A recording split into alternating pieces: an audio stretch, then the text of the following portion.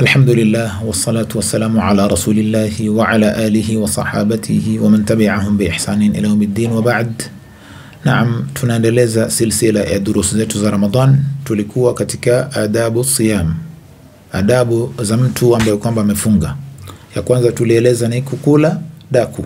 Inshallah katika halqa hii tutaangazia adabu ya pili, ni ta'jilul futur, ni mtu kuharakisha kule kufungua ile funga yake.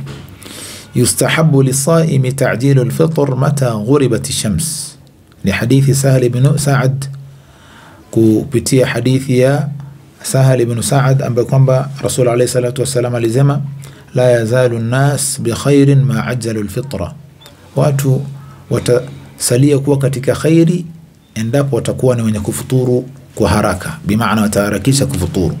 Hii ni sunna ya Rasul alayhi salatu wasallam.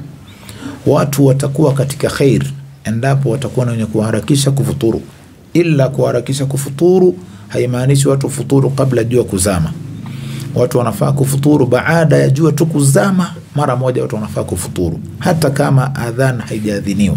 Lakini akiwa na ilmu kwamba hii jua ishazama, kama una ilmu basi subiri adhan.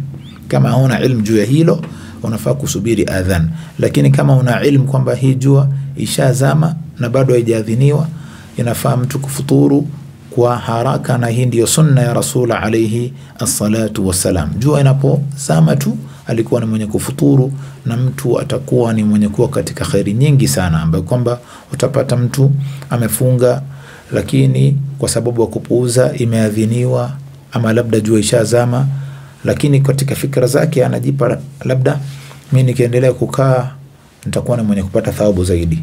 Hakuna thawabu kama hiyo, bali atakuwa anakwenda kinyume na mafunzo ya Rasul alayhi salatu wasalam. Akiongeza dakika 10-15 hatakuwa anapata thawabu, bali anakwenda kinyume na mafunzo ya alayhi salatu wasalam.